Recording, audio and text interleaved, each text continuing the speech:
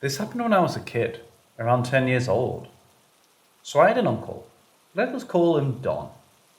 Uncle Don was a fun person to be around because he used to make me laugh, and every time he came over, he'd bring me sweets. He was my maternal uncle, but my mum was not particularly fond of him since he had a drinking problem and had gambled away his life savings and even the money my father lent to him. He stopped coming over a few years after I turned 7 because I remember he got into a heated argument with my mum and he was apparently abusive to his wife. My mother told him she never wanted to see him again and never wanted him near her kids. Never saw him after that and frankly was mad at my mother for sending him away. But now I've grown up and realised what she did was within reason. 2 days after I turned 10, we went out for dinner to celebrate my birthday because couldn't do it on the birthday itself because my dad wasn't in town. We decided to try out a new restaurant which was kind of far from where we lived. I still remember the interior of the place because I visited it a few times after this incident. We went in and the restaurant was such that the bar area was a separate room from the restaurant, since drinking in public is taboo in my country. We were eating and just having a good time when I turned around and saw the bar door open, and out of curiosity, I peeked in to see what was inside. I was a child after all. You see my uncle sitting on a bar stool, hunched over. His back was facing me, but I recognized him because he had a distinct look. And when I was a kid, he would always play hide and seek, so I knew what he looked like from the back. Excited that I saw him after so long, I yelled, "Uncle!" really loud, and started to nudge my dad and say to him, "Look, Dad, Uncle Donna's here." As soon as I said that, my parents stopped eating and just looked up at each other and paled. It's been 12 years, and I still vividly remember their faces. My mom practically fell out of her chair trying to peer into the bar. I got out of my chair and started walking towards the bar area while calling out Uncle Don's name. My parents pulled me back and people were starting to stare at this point. They dragged me out and we went home and spoke about it again. I remember my mom called her sister that night and spoke to her in hushed tones. A year later, I found out from my aunt, my mom's sister, that Uncle Don had actually died 3 years ago from heart disease. He was a heavy drinker and frequented that bar, and when my mom wasn't aware of that, we used to visit there until she told my aunt. My mom was apparently so shocked about the whole thing that she cried for 2 days after that happened. I try asking my mom what happened that night, but she brushes me off and tells me that I probably just hallucinated it, and I was just a kid, and had no idea what I was saying. But I know what I saw, and I'm 100% sure I saw him. I think she knows that too, but refuses to talk about it. I think about this now, and a chill runs down my spine. Was it really him?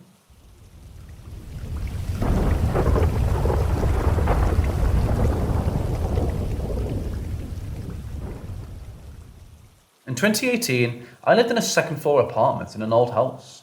111 years old at the time to be exact, which is fairly common in that area. The apartment was close to a beach that was rumoured to be haunted, as well as a defunct military base that was rumoured to be haunted as well. Both my roommate and I had similar experiences in the apartment on separate occasions, of seeing white little blurs out of the corner of our eyes. I have a white ferret, so we had each thought that maybe he'd gotten out and it was just him sneaking past in our peripheral vision. Then we'd each checked around for him, only to find that he was securely in his cage. There was one other time I thought I'd seen someone just out the corner of my eye, but nothing definite, and nothing that ever felt threatening, as if they were just there minding their business as much as anyone else in the house. Or maybe I was just tired and overworked, and getting carried away with my imagination. There was only one night that felt strange to me. Around 2 or 3 in the morning, my boyfriend and I started hearing the faint sound of a drum. I can't say what it was specifically, but it seemed like it was just one single drum, maybe a hand drum of some kind, getting progressively louder. Later, a flute came in. Then later, a woman's voice singing, but I couldn't make out what she was saying. By the time all 3 sounds were present, it must have been about 3:30, so this was going on for a while. With everything combined, the music was sounding pretty eerie, so we were getting a little creeped out. I thought of a few possibilities, like maybe my roommate was listening to some sleep music, or maybe someone on my street was having some loud company at an odd hour. No big deal. When I got up and walked toward the side of the room that shares a wall with her room, it didn't seem like the sound was coming from there. Then I tried opening a window, and when I did, the noise was much clearer, so I was led to believe the noise was coming from outside. Of the two windows in my room, the one in the back of the house seemed to be where I could hear the music the most clearly. It sounded echoey, as if it were far away, and from the general direction of the beach, but still loud enough that I wouldn't be able to sleep through it. Then it stopped suddenly around 4 a.m., the very end of the witching hour. In the morning, I asked my roommate if she was listening to music, and she said no, and she hadn't even heard anything at all.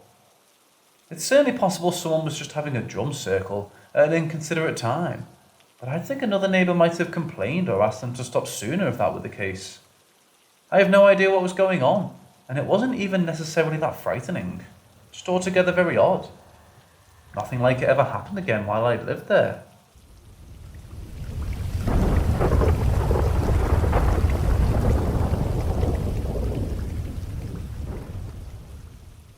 Walking through the woods, you feel like you're being watched.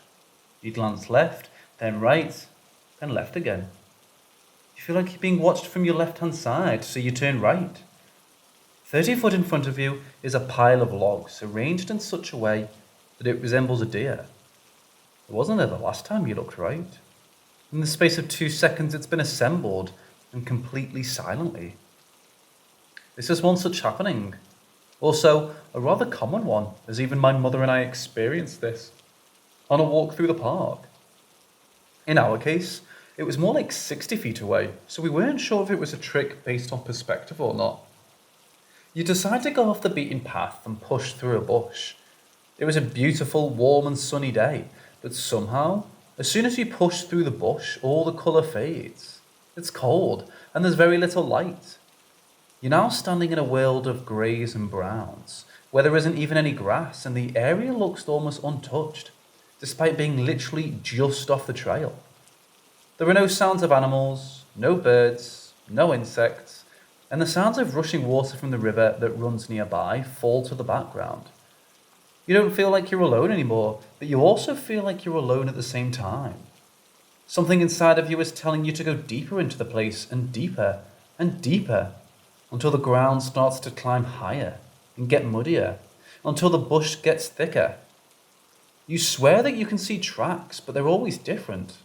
It's like this place is well travelled, like a number of things are passing through here. Wheel tracks, foot tracks, they can all be seen, but the bush is so thick or oppressive that the idea of getting anything through here seems laughable. Finally, you remember you were doing something before you came here.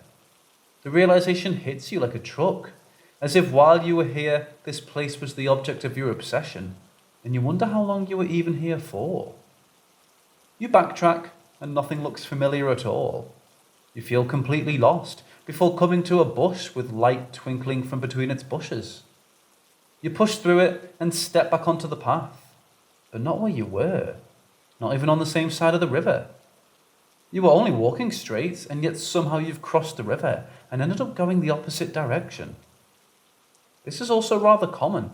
There are black zones in the forest park, which are believed to create mental fog at times of the year due to being contrary to all expectations, and basically just shocking people into a daze. Places that are unusually warm during the winter, feeling as if you're standing next to a campfire, or places unusually cold in the winter, and they'll frequently cause you to wander away from where you are. The terrain of the park is, however, restrictive enough that there aren't many places that you can wander to. So people come back to their senses before they get any real distance away. However, this has never explained how people can walk across rivers or ravines without even knowing where they were. Once more, this happened to me. It was like night and day, walking from a vibrant, coloured forest into what looked like the dead of winter. Surreal. You've been a regular around the park for some time now, and one thing you've always wondered is, who's making those structures? Large wooden buildings made of loose logs and sticks. They're big enough to fit a person in, and if you were to put something over them, would protect from the elements perfectly. They're always tied together in the exact same way, using string or strands of grass and wood. It's probably the local scouts or youths, or maybe the army cadets practicing their practical survival skills, and that makes perfect sense. Until you see one that makes you question how it was even built. 10 feet above the ground, every supporting log for the structure is balanced on a branch of a tree. There's no bottom to it. It's the same structure, but only the walls and roof. Only a few moments after you see it, the structure breaks, falling apart and down to the earth, becoming a pile of wood. These are uncommon, but due to the nature of falling apart after being seen, there are groups that take extra early walks in the woods to witness them before anyone else can. So the end result is the vast majority of people just see random piles of sticks and logs around the park. But yeah, that's the fun of Tullymore. It's an ancient place with so much mystery included, and that's without getting into what happens just behind Tullymore. I had the personal pleasure of travelling to places best not travelled to, and experiencing things best not experienced whilst on Duke of Ed. If I went into all of the details, I'd just be baiting, but suffice to say, it's something I may talk about in the future, and something that I've been looking into and researching on off, for about 10 years now.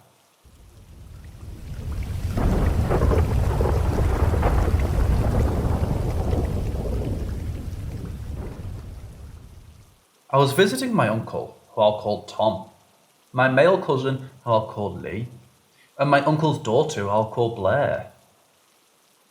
Blair was around the same age as me, and we were playing in the living room of my uncle's home. Lee was in the kitchen washing dishes, as Uncle Tom was at work. Blair and I heard the door knock, and Blair went to answer it. There was no one there, and we went back to playing. Lee asked us what it was, like that his girlfriend, or who I called Deb, was getting us food for dinner that evening and she was staying over. We said it was no one. And it was a few minutes before the door knocked again, to no one there, when Lee answered it thinking it was Deb. We just thought it might have been local kids playing a prank on us and didn't think much of it. It was later when Deb arrived home with the food that we all sat down to eat. Tom was also home and asked if we had taken his cigarettes, to which we said no. I asked Deb if she had heard the knocks, and she said that she often heard them when she stayed over. We all ate dinner that night worried, and Tom found his cigarettes half smoked on the couch. He found that odd. Blair and I shared a room that night, and it was around later I can recall when it happened. Blair came over to me and said, "Why has the boy got blood on his face?" I freaked out, and I asked her to show me this boy. There was nothing there near the closet she was pointing to. Tom came in to see what we were doing, as we were making noises and told us to get back into bed. It was then that the closet door swung open, and 2 VHS tapes. Tom grabbed us and woke up Lee and Deb, and we all slept downstairs. The knocking started again, and it annoyed me all night. Tom's dead now, and years before his death, he also told me that his cigarettes went missing and all showed up on a boy, sitting on the couch smoking a cigarette with blood on his face. Let's just say, Tom gave up smoking soon after. Whoever this boy was will remain a mystery.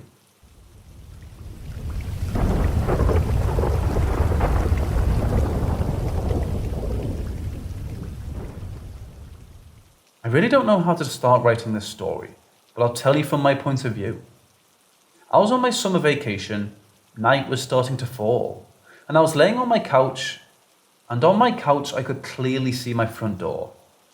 Just as I was about to fall asleep, I heard my dog's footsteps entering the house, and then a loud boom. My door closed suddenly. The weird part of this isn't the door closing, that's what I see. Even though I'm a skeptical person, I clearly saw a full dark man wearing a red striped shirt, closing my door quickly. The figure only appeared for a split second and moments before my dog entered. Somehow, it was waiting for him to enter. When I say a complete dark person, it's black night stuff. Void vibes, you know? And the day was pretty calm, no strong wind. Even the light wind wasn't tracing a piece that can easily close my door. Although I wasn't feeling scared, I was quite calm, even though I clearly saw a human-shaped figure in my house, as well as my dog. He didn't even bark, he just came to me and fell asleep. At first, I was 100% sure it was a misunderstanding. Maybe the colour of the figure was my hair that looked in front of my eyes, and the stripped-down red clothes could be the background. But it wasn't. That wasn't the first time the thing came to my house. I'm not prepared to write the rest of the story. I need to confirm a thing first. If anyone has any knowledge of Candomblé and its gods, maybe you can help me who find was this thing.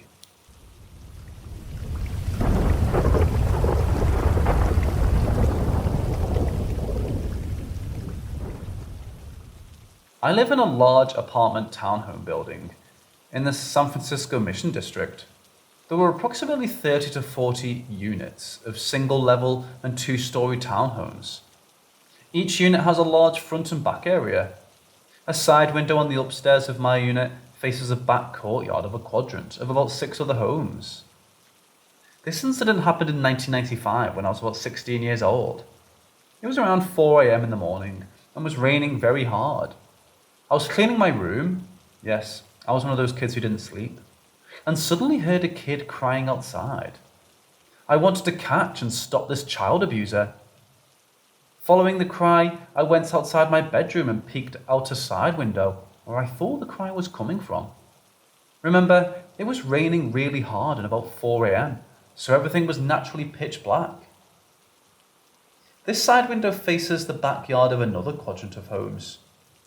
I think there were 1 or 2 lampposts, but everywhere else was pitch black except for a space in front of where I was looking. It was an oval-shaped glow that stood about 20 feet in front of me. I swear that's exactly where the cry came from when I saw the glow. I stared at it for about 2 seconds and released the curtains. I was so scared that I went into my mom's room and turned on the lights and just stood there. My drowsy mother sat up on her bed and asked me what's wrong. I was only able to mumble, "Baby crying outside." It took her a minute to understand what I was saying, but when she finally did, she got out of bed and went to the window with me. But when she was about to look out the window, I stopped her. I was so scared that I didn't want her to see what I saw. For some reason, she listened and didn't look. We both went back to her room. I was a grown-ass kid, and I had to sleep with my mother that night. The cries continued as we laid in her bed. She was hearing it too. I told her that that's what I heard before I looked out the window. As the cry continued, it started sounding like the cries of a cat. She finally said it was just a cat crying. I think she was trying to make me and herself feel better. I don't remember the rest of the night or the conversation. The next morning, she tried to remind me that it was just a cat. I remember telling her that I was 16 and I know what I saw despite what it sounded like later. She didn't say anything. Till today, I don't truly know if she believes me or not, or thought I totally misheard what I heard. Even though I agree that it started sounding like a cat, I still can't deny what I saw. I regret not letting her look out the window. Perhaps we could have clarified at the moment whether it was really an apparition or just a glare from the lamppost. It's been so many years that I even doubt what I really saw. Unfortunately, I'll never know what it was.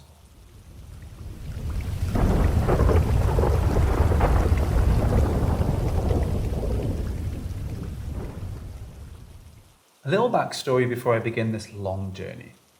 I'm a 28-year-old female who lives in a small part of New York. I grew up an only child with my grandmother and step-grandpa. I've encountered paranormal activity for as long as I can remember. The first encounter I ever slightly recall was when I was 3. My grandmother was in a car accident that left her knee broken and unable to walk up the stairs to sleep in her room. Instead, she slept in the room we called the den. It's filled with Jesus and angel decor everywhere, scattered in with some Elvis Presley, of course, because, grandmas. Anyway, I wanted to sleep with her. I don't know if I had always had a fear about that house, or if I just wanted to stay by my grandma. It's hard to remember much from so long ago. She agreed to let me sleep on the floor at the foot of her pull-out couch's bed. I woke up at some point in the middle of the night, screaming and crying. My grandmother sat up and turned on the light to see a handprint across my face, like I'd been smacked. All I really remember is waking up and crying. She told me after she turned on the light, some force pushed her down and held her there. To quote her, she said, "You won't get the best of me, you son of a bitch." And she sat up, just like that. From that moment on, I hated that room. The den. It was the darkest place I'd ever felt, even with the light she kept on in there 24/7. Throughout my adolescent years, some small, strange things would happen. I recall the chandelier in the dining room swaying. My child-sized rocking chair would rock on its own. The sound of footsteps walking up the stairs. And of course, the feeling of dread walking by that den and always feeling like something watched me or followed me as I ran past the den and up the stairs. A specific event I remember was a night my friend came over to stay. We were playing with some of my porcelain dolls, probably around the age of 8 or 9. I was playing with my favourite doll.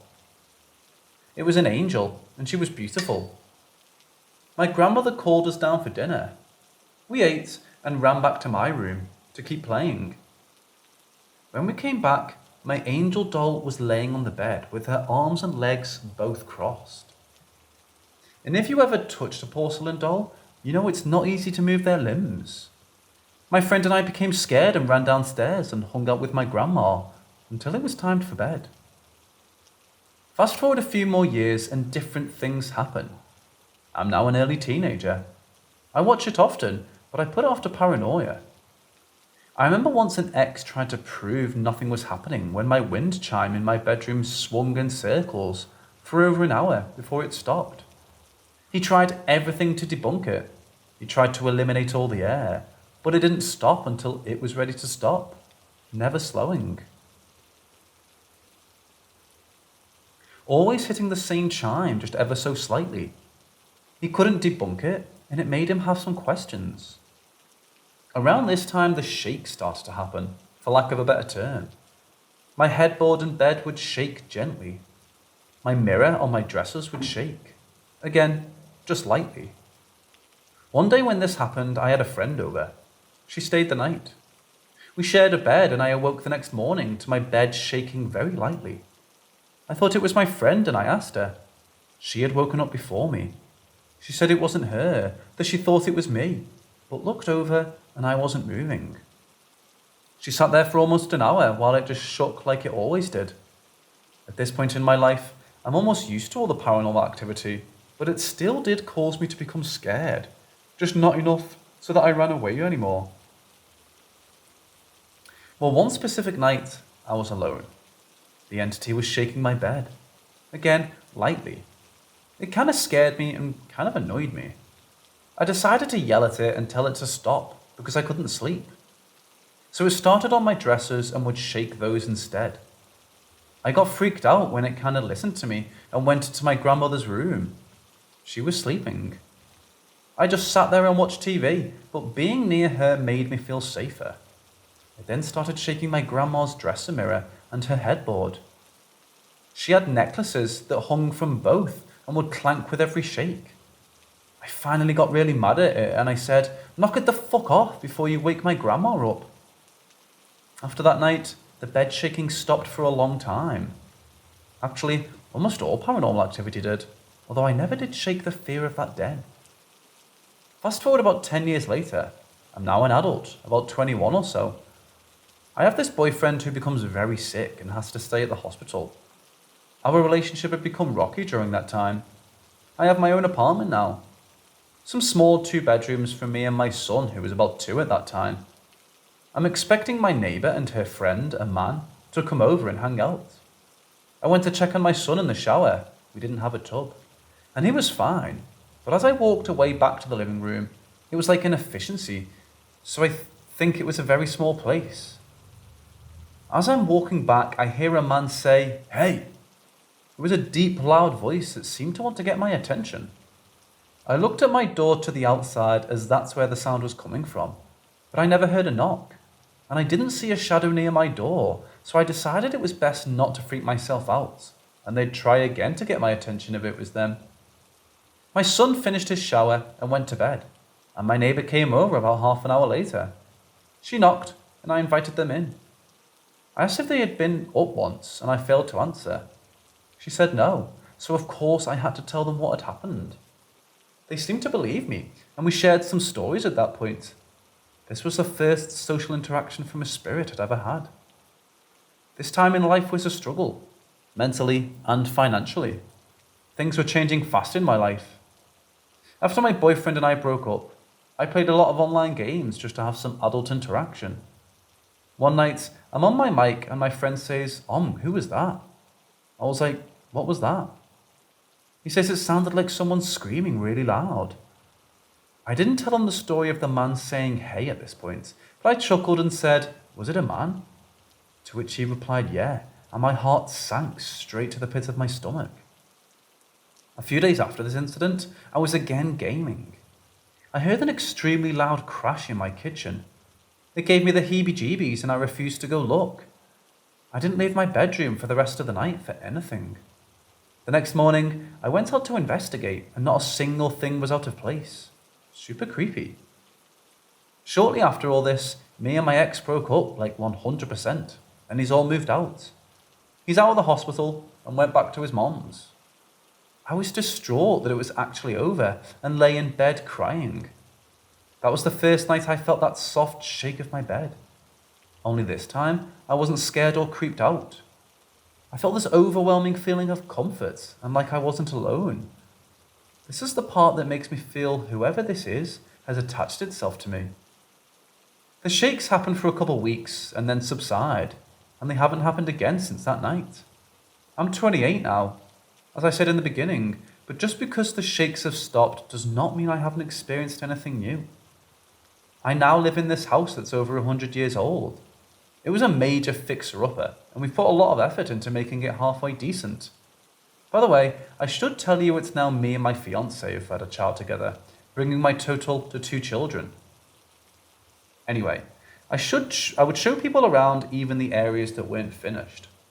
One acquaintance came over one night after we had gone out together, and she started weirdly smiling as I was showing her my new home.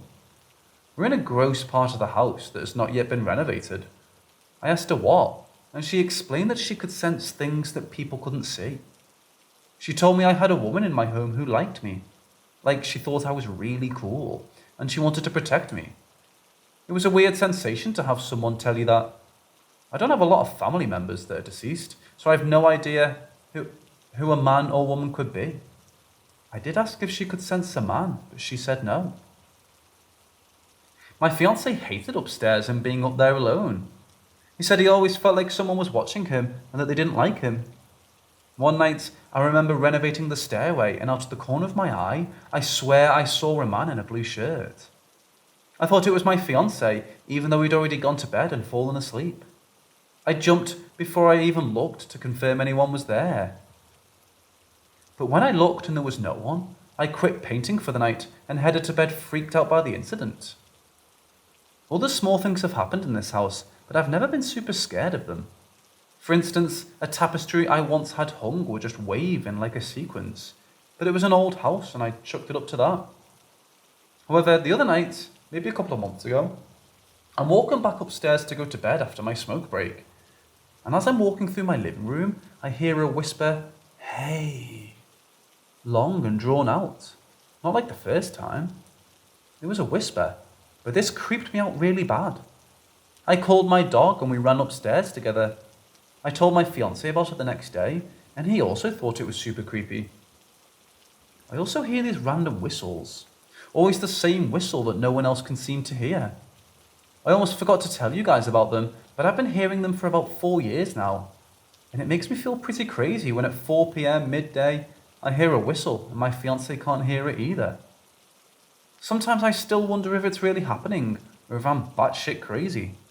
But I figured it would be fun and a good release for me to tell the whole story. A good summary of it at least. There's things I've missed for sure, but I thought I'd share key components of what I remember to be the most unusual moments.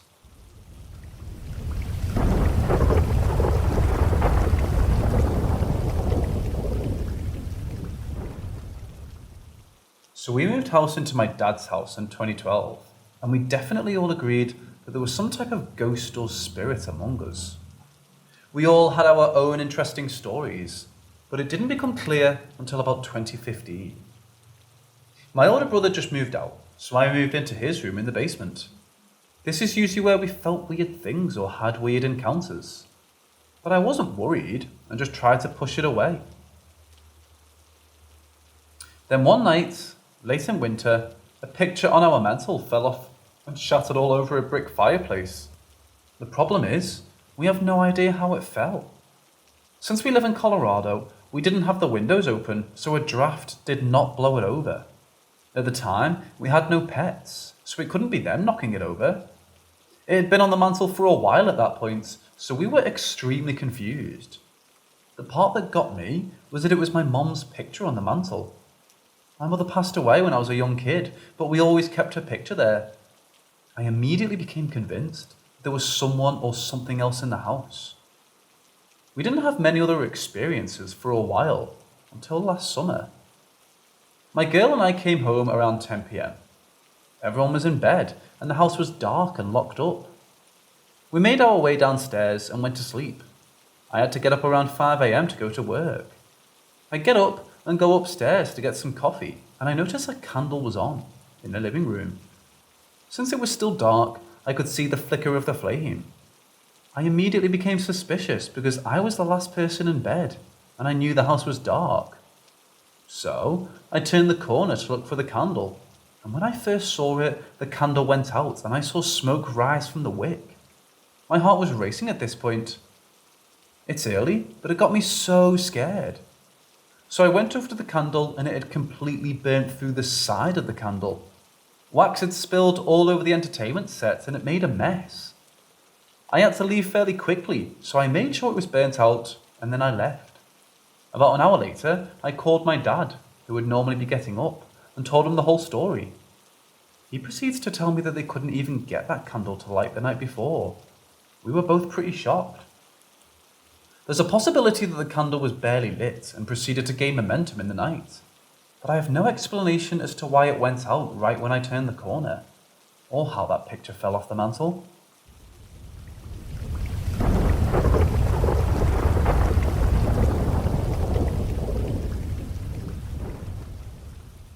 I had some weird times. Not sure if they can be explained or not, but here we go. When I was 17, I went to live with my dad. It was a difficult time because he was suffering with mental illness. A part of this, after he was discharged from hospital, was that he wanted front door type locks on all the doors in the house. So you needed a key to get in any room. I worried about it if there was a fire and such, but it comforted him and helped him feel secure, so I went with it. Anyway, my room always made me feel creepy and uncomfortable. Little weird things would happen, like I would be reading a book at night, drop it down by the side of my bed when I fell to sleep. When I woke up, it would be on my drawers on the other side of the room. Or I'd be listening to music, and suddenly the power cut out or the radio would suddenly change to another station. Sometimes I would come home from school and things had been moved around in my room. But I just thought maybe my dad has been in there, so didn't make a fuss. Then something really odd started happening.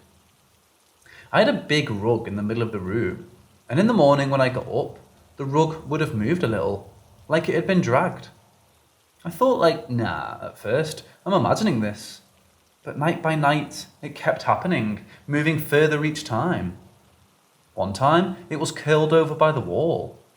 Obviously with my dad, I didn't want to escalate his mental health by mentioning these things, just putting it down to my own tiredness or stress. So I rearranged my room, putting my bed over the rug. Feeling satisfied that my rug couldn't move, I dropped off to sleep soundly that night, but awoke to my bed being jerked. I woke up absolutely terrified, switched the light on, and the rug had been dragged out from under the bed. Now, there was a lock on that door. There was no one in that room but me.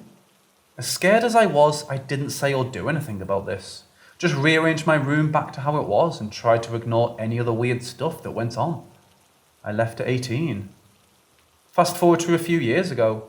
My dad was clearing some things and asked me to help. Some of my stuff was still there.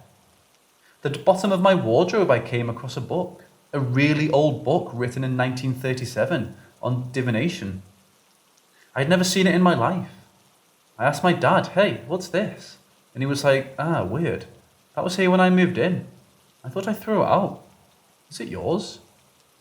Still always on eggshells with him, so I was like, yeah, maybe it is mine. Took the hell out of there. Gave it to a friend of mine who lives in paranormal stuff. But for me, I'm glad it's out of that house. If I see my dad, he comes to visit me. Even as a grown adult. Nope, I ain't staying at his place.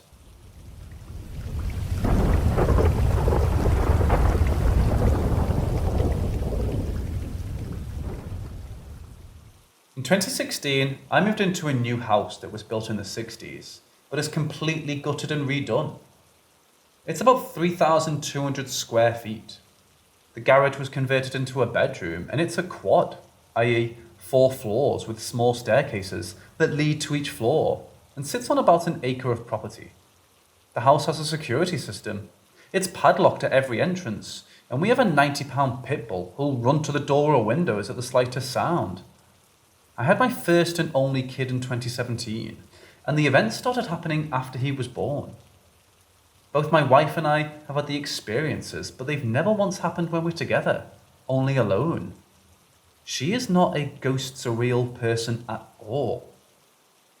Around the time my son was born, my wife and I started spending more time apart, because if one person went out to be with friends or travelled for business, the other was at home watching the kid. All sorts of loud noises started happening around the house when I was by myself. The first I can recall was when I was laying in bed upstairs, after putting the kid down. A crashing sound came from the kitchen that sounded exactly like pots and pans falling and breaking. So I went down there, but none of them had fallen or broken. I brushed it off, but Anubis, the dog, aka Newbie or Noobs, didn't run down with me, and that was out of character for him. The cat was in my room as well, so she didn't cause it. There was literally no explanation, so I went back to bed and said, fuck it. Then this kept happening. At least 10 more times I heard unexplainable noises. Some were louder, some not so much. Most were thumps or bangs, but never pots and pans again. I'm 6'5" and 230 pounds with a big dog. Not the kind of guy who worries about someone breaking in. But there were 2 instances that freaked me the fuck out. The first happened when I was laying in bed. Underneath my room used to be a garage, is where I kept my drums, and that room had a loud banging noise that lasted for at least 5 seconds. The best explanation of what it sounded like was someone taking a baseball bat and hitting a plastic trash can as hard as possible. It wasn't the drum set, because I have an electric set in that room and neither the set or the speakers were on. To add to that, Newbie did nothing. Not a thing. He gave me a weird look and went back to watching TV with me. Again, really out of character. I have no explanation, but I can tell you I was freaked out. The loudest sound came a few weeks later when I was again in my bedroom. There were 2 back-to-back thump sounds coming from my office, which shares a wall with my bedroom. No exaggeration, it sounded like a guy my size pounded the wall with his fist twice as hard as possible. Like hard enough to break the drywall. I look at the dog and he gives me this fuck that face and pushes his face into the comforter. I'm shaking with this weird feeling I can't explain, and the main reason is again, the dog should be in that fucking room before and not laying his head down. I'll say this, I'm an avid believer in ET life. I've seen a UFO. I've done my research and I don't question it. My wife takes a neutral perspective on it by saying, I believe in aliens. Already pushes the you're weird limit in our social circle. So I've never brought it up or talked about spirits beyond death with her and ghosts. However, after that night, I had to say something to her. And it turns out she's been having the same experiences with the same sounds, but like me, only when she's alone. We both agreed it's probably the house or whatever, so we laughed it off and haven't discussed it again since this day. Here's the thing. It's not the house and nobody can convince me otherwise. The sounds are too loud to be the AC or plumbing related. I am familiar with the setup. Some are too specific, i.e. pots and pans, to be anything other than what they sound like. And after 20 plus combined experiences, they only happen when we're alone. Because the bumps and bangs are so different in noise created, I cannot identify one specific thing that could offer a rational explanation. Here's when it got a little weird. My drum set had the majority of the room facing my back, and I faced a corner in the room with no visibility behind me. This room used to be a garage and was converted. A few months ago, I started getting this weird feeling when playing. It could all be in my head, but I'd be sitting there playing for an hour, and all of a sudden, it felt like someone was standing behind me, staring at me. It would happen suddenly, enough so that there was a time I took my headphones off, I listened to the drums through them, and yelled out loud like I had just scared myself by jumping out from behind the door. Some of these experiences happened when my wife was home because I ran up to her and was so nervous I spent the night next to her, meaning I watched TV when she did, went to bed when she did, etc. This could all be in my head, but it was such a vivid feeling that I took the whole set apart and rebuilt it to face the room. A cumbersome task I did not want to do at all. It allowed me to have my back in a corner of the room with nothing behind me. Here's where it got very weird. My wife is gone, and I'm putting the kid to bed. Normally, I close the door so no light comes in, but I had that same weird feeling of someone being there. So much so that I kept the door open and turned the light on in the bathroom so I could see the hallway. First time I ever did that. The dog was next to me. The cat was not. As I'm rocking my kid back, a shadowy figure that stood as tall as me walked across the doorway and into the bathroom. There were no facial features, but clearly 2 arms, 2 legs, in a walking stance, and a human-shaped figure. I have no additional explanation on what it looked like because it was quick, and that's all the info I can provide. Again, newbies, I'm supposed to be tough ass, didn't move, just stared. I sat there and analysed the entire room, and there was no explanation. Because the cat was not in the room, I decided that the most reasonable, although ridiculous explanation was the cat walked in my kid's bathroom, which she doesn't. It's a splash zone of water, and created some sort of weird shadow while kind of jump walking on her feet to make a human-like figure to explain why there were arms. The only issue with that is a horizontal shadow like that could only be created if the cat walked between the wall and a light facing it, which she didn't. The only light was coming from the ceiling in the kid's bathroom. I watched the entrance to that bathroom for another 5 minutes without breaking eye contact at the bottom of the entryway to see if that cat walked out. Even as I laid my kid in his bed, I didn't divert my eyes. I decided that if I walked into that bathroom and she wasn't there, some crazy shit was going on. The kid goes down, I walk in the bathroom, and the cat's not there. I look to find her, and she's in the basement laying on the couch where she spends the majority of her day. If she walked out, I would have seen and heard her, as she does make a sound going downstairs, especially when things are completely quiet as the kid is falling asleep. A few weeks ago, I was alone for a few hours and got that same feeling. I went into my kitchen and said out loud something along the lines of, "This is your house.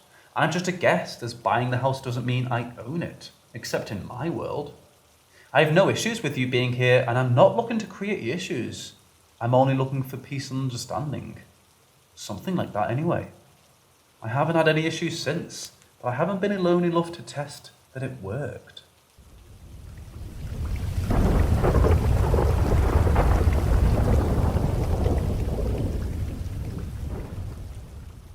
First, some background.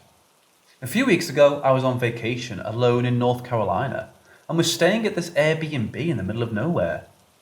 It was nighttime and the area was very dark and remote. Add in the fact that I was, for some reason, watching some creepy ass Nexpo videos on YouTube at the time, and I ended up in a very skittish mood. That being said, even if I wasn't, this experience would have freaked me out. While lying in bed and relaxing, I was texting this girl I'm seeing when suddenly my phone rang. Now, I generally answer phone calls, even from unknown numbers, if I'm not particularly busy. So without looking too close at the number, I answered the phone and said, "Hello?" In response, all I got was crying. By crying, what I really mean is a hysterical bawling. Really, all I could pull from the voice was that it was female, and she was clearly troubled. I tried repeating my hello and asking if she's alright, but all I got was more crying. It lasted about 5 seconds more, then the phone hung up suddenly. This absolutely chilled my blood and left me paralysed with fear. The crying was haunting. I just sat there for a while, then tried sending a text to the number, but I got an error message which is characteristic of trying to text a landline. It was at that point that I noticed the phone number had the wrong number of digits for a US phone number. However, the number was in my call history in no particular format. Just a sequence of 12 numbers with no dashes anywhere. The experience really stuck with me, messing up my groove for the last few days of my vacation. Partly because it was just plain disturbing, but also because I didn't have the courage to call the number back. Honestly, it still leaves me a little uncomfortable at night, even though I'm now home and surrounded by people I trust. I'm open to any suggestions about what the hell this was, or any comments at all. Like I said, I'm sure the actual explanation is quite mundane, but maybe someone will enjoy digging into this a bit.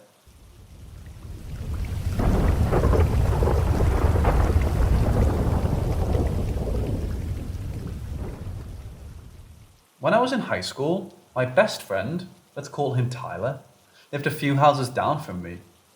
We hung out at each other's houses frequently and spent a lot of our free time together. Both of us had experienced different things I can only label as supernatural or otherworldly. So much so to the point that we would often tell each other things that had happened to us growing up or recently. Things like seeing people that shouldn't be somewhere, items around the house moving with no logical explanation, hearing things or voices when we were alone, etc. Typical things for people who had tuned into those sorts of things. Well, Tyler's house for some reason seemed to be a hotspot for these occurrences, as well as our neighbourhood in general. Where we used to be a huge farmland close to a century ago. In fact, there's still a barn left on one of the properties. At some point, there was a fire in the barn that killed a couple people. I didn't know about that until after I was told the barn was on fire and could hear screams coming from it. I went to get an adult. I would have been around 10, maybe 11, and when I turned back around, the barn was back to normal. No sign of smoke, people, anything. A week after was when I learned that there had been a fire there. Anyways, I'm getting sidetracked. At Tyler's house, doors would open and close themselves. Showers would turn themselves on. Lights turning on or off. Random items dropping off of counters or shelves. Things like this happened so much that even his skeptic family acknowledged it happened, but they never really said or thought anything about it. If they did, they never mentioned it. Tyler and I always felt as though whatever was causing everything lived in the basement, which sucked because after his older sister moved out for college, he moved into her room down there. One summer night, Tyler and I were in his backyard having a bonfire, just hanging out and talking. We started it about an hour before sunset. Everything was normal. We were talking and joking and laughing. We had to keep quiet because his dad had to wake up practically in the middle of the night for work, and his window faced the backyard where we were. When the sun had just set on the horizon, we noticed someone in their kitchen window. We didn't give it a second thought, assuming it was his dad getting water from the sink. Neither of us said anything to the other, but we knew each other had seen him. A few minutes later, we see his dad in the French doors to the back deck staring at us. At this point, one of us said something about how it was weird he was awake. That's when we looked closer and noticed that we couldn't make out any features other than a basic outline of a male adult, around 6'3" or so. We then realised that it definitely was not his dad. As I mentioned earlier, things like this were not abnormal for either of us. We silently agreed to ignore it so it would leave us alone. We've seen what happens when you acknowledge them. A few minutes later, the figure is gone. About 5 minutes later, we hear what sounds like footsteps walking behind us. And I don't know about him, but all the hair on my body stood up straight. We both knew what it was, since it couldn't possibly be a person. There was one gate to the backyard, and we were facing it. And we would also have seen or heard someone coming from the French doors on the deck. Again, we agreed not to acknowledge it. It would go away, we thought.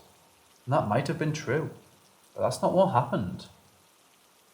I don't know if it would call myself a full empath, but I'm very sensitive to people's emotions that I'm near. Out of nowhere, I feel someone else's anger. Rage like I'd never felt before. The only word I could use for it would be hatred. I looked at Tyler to see if it was coming from him or if he felt it too, and he did. When I looked at him, he told me, "Ignore it. Don't talk about it." I tried to do just that, and did for about 30 seconds, when we both heard the footsteps moving from behind me to behind him, maybe 20 feet away. After that, we heard them walking from behind him back to behind me, this time 10 feet away, if even that. This is when I started to feel sick to my stomach and nervous. I was afraid it would hurt us or taunt us somehow. I did my best to ignore it, but then I looked back at the fire. In the corner of my eye, I saw the figure from the window again, but this time in the yard with us, about 15 feet away from me, near the corner of the fence, just standing there, not moving one bit. I got Tyler to look too, and he said he knew that it was okay. He was trying to keep me calm, I guess, hoping it would just leave. I shut my eyes and tried to slow my heart.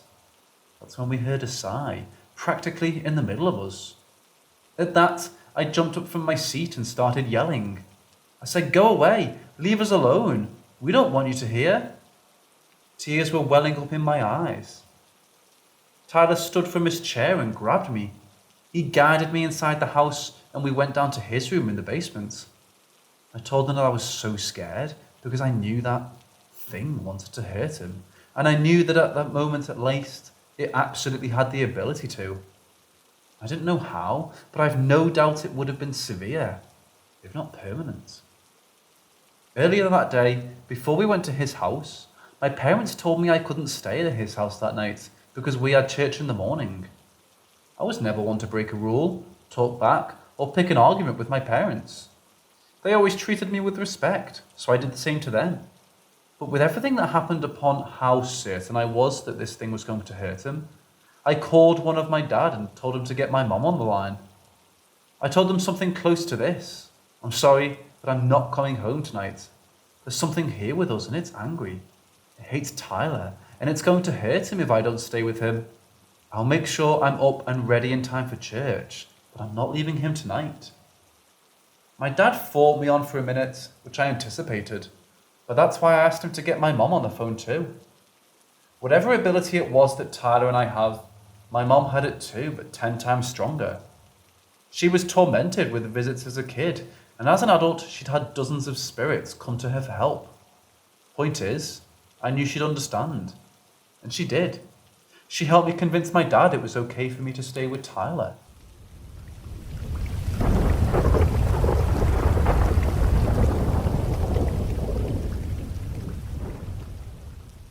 In 2004, when I was 14 living in Phoenix, Arizona, my family was going through a rough time. My mom left my stepdad for a new guy, and I went to live with my grandparents for the summer. My grandpa could see I was a bit depressed, so he packed up the car and took me and my cousins on a trip to Disneyland. We had a great time and I made memories I'll never forget. On the way back though, I saw something that has never quite sat right with me. As I type this, the hairs on the back of my neck are standing up. We were somewhere between Anaheim, California and Phoenix, Arizona, but on the California side of the border, late at night when, over the mountain range, I noticed a huge, bright, blinding light. It was as bright as a few football fields is the only way I can describe it, but way too high to be lights on the ground. The mountains were super high, so it had to be in the air. It definitely wasn't a plane, because it was too bright. The oddest part of it all was that it was completely motionless. I can't remember any sort of formation to the light, but that it was so bright. It must have been suspended there for maybe 2 to 5 minutes. It wasn't a long time, but long enough for me to stare at it for a bit. As the road turned, the mountain came between us and the light. Then suddenly they turned off and there was only darkness. I kept asking my grandpa, "Did you see it? Did you see it?" As a joke, he pretended to be possessed by something and talked in a scary voice. Then he laughed, and my cousins did too. They didn't talk again, and it was almost like they didn't really consider it significant. My family's a bit simple, I guess. They're not big critical thinkers. I've tried to bring it up over the years, but they brush it off.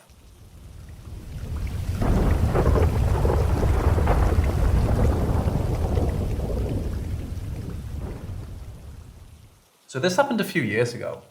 I was at my father's and his fiance's place, rather a ranch, for a week, and we were all still shaken from her dad's passing. He had a stroke in the middle of the night, and she found him in the morning when it was too late. So we celebrated his life, talking about him and looking at photos, etc. He wouldn't want us to be sad, so we tried not to be. After some barbecue and drinks, we called it a night, and I was to sleep on a couch in the living room. It was connected to his room where we passed, and I didn't want to sleep there. No way. So I went to sleep on the couch. I woke up in the middle of the night because the TV was on. I rolled over and I saw him sitting in his armchair with a cigarette, and he looked at me with a comforting smile saying, "Sorry, I can't sleep." I said, "Don't worry, I'm a deep sleeper." He was watching his favourite cowboys riding horses. He loved horses and even had one. He was always wearing a cowboy hat. I rolled over and then it hit me. He passed away a week ago. I made myself roll over again and he was gone. TV still on with the same channel. I wasn't really scared. He was always kind and smiling. That hard guy who's always liked nothing going on, even if he's hurting like hell. I was happy to see him one last time. Did he just come to say goodbye? To this day, I like to share the story to give some spooks, but it really just makes me smile and happy.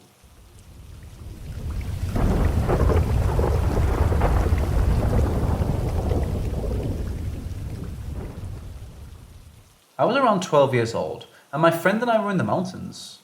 I can't recall the name of the village, situated in the Czech Republic. We were on a hike and stumbled upon an old military station or bunker, just left there after World War II. We went home for flashlights and came back just before the sun was out. We went in, and it had like 2 or 3 floors underground, maybe more, with a 40-meter well full of frozen water on the ground floor. We decided to go and explore. The first floor was nothing unusual, just empty concrete spaces. We went down another floor and I saw some things on the ground. Looked like dead rats from a distance. He was like, "Okay, they died because of something. It was great, let's go." I laughed it off and went to take a closer look. They were bats, about 10 of them, just laying down dead. They weren't violently smashed or anything, no blood, as if they were just sleeping, not even rotten or decaying. I poked one with my leg, the thing just rolled over. I started to get a little scared, but eager to explore more. My friend was basically half the stairs up at this point, nervously laughing, saying, "Yeah, we should really go. I have a bad feeling," or something like that. I was almost pulled to explore more. Half of me knew this wasn't right, but I ignored him and went down again. I was halfway there, and I suddenly got sick in my gut. That feeling that is screaming in you, the adrenaline. I took another couple stairs, shining with my flashlight ahead, and then I saw it. I scanned the whole floor, seeing the stairs that went even further below collapsed. So no getting further down, and as I looked across the room with my flashlight, there was a spot that it couldn't illuminate. I quickly turned my flashlight to the spot, and there was a standing shadow of a man in the middle. The flashlight just couldn't get through it. It ate all the light. I then realized how cold it got, seeing my breath in the light. I was staring, paralyzed. It seemed like minutes, probably 2 seconds. The shadow got a little closer as I blinked. Don't need to say, I bolted like I never did before, not even caring if it was behind me or what was. Just ran for my life.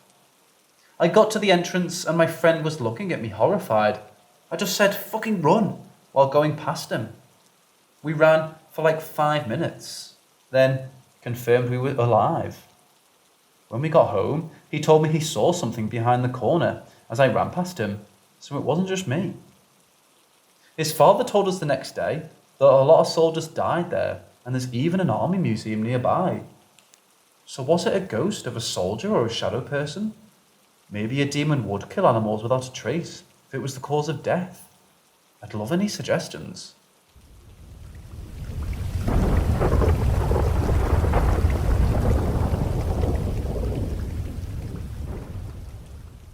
I wanted to write about my experiences with you guys that I endured since December 2009. It started with my older brother coming home from the video store, Family Video, with the just released DVD of Paranormal Activity 1. We watched it, it was spooky, and we ended up going to bed after the movie ended around midnight. Within about 10 minutes of turning off the TV, the wall behind us was hit with a loud bang, so much that it made both of us jump out of bed. Now keep in mind that the only other people in the house were my parents and they were asleep. Also, they wouldn't bang on the wall like that at midnight. Sometime after that night, I began to experience vivid black and white nightmares, consisting of me and my home being followed by an invisible entity. This entity's vibe was extremely negative and depressing, and I could feel those emotions while I slept. It was always a terrifying nightmare. About a year later, my family and I moved into a new home in Arlington, Texas. It was a 2-story home like the previous one, and it had a new energy to it. It wasn't long after we moved here that I experienced my first encounter in the new house. It was around 2 or 3 a.m., and I had just gotten off of my Xbox to turn on some music and fall asleep. Before I could even open my internet browser, I heard a clear female laughter from my closet area behind me. I was shocked, scared, but not 100% certain I wasn't losing my mind. So I turned in my chair and asked, "Do it again." The laugh happened again, but it was deeper this time. I was, and still am, terrified by this response because it confirmed to me exactly what I heard. From here, I'll list everything that happened after, which includes multiple witnesses. More laughter, even after nightmares late at night. Laughter has been heard by 2 friends. Went upstairs with another friend to watch Ghost Adventures, and the light wouldn't turn on. We could smell women's perfume, and then we both heard a clear female humming coming from the back of the room. We left. Making a pizza in the kitchen with another friend, and a small toy ball rolls directly towards his feet, and it stops abruptly in front of him, as if it hit an invisible wall. Made both of us tear up, and there was no explanation for the ball to roll so far to him. Had a stuffed teddy bear fly off the washer and dryer as I turned the corner towards it. Did not and could not fall off. My girlfriend and I both heard my mom's car pull into the garage. The garage closed, and she walked inside and asked, "Did you see when Dad was coming home?" Which was weird, because she never asked me to do that. I went into the laundry room to talk to her, and nobody was home. No car in the garage, nothing. As we racked our brains about what had happened, we both heard my mom clear her throat in the room with us. She didn't come home until hours later. Weeks later, my mom and brother claimed they heard each other asking one another for help, but nobody was there. At one point, I did a cleansing of my house with a 6-hour prayer video, sunlight in the room and sweeping the negativity out of the room. The laughter was almost daily, and everything stopped for 3 months to the day. Then, it came back.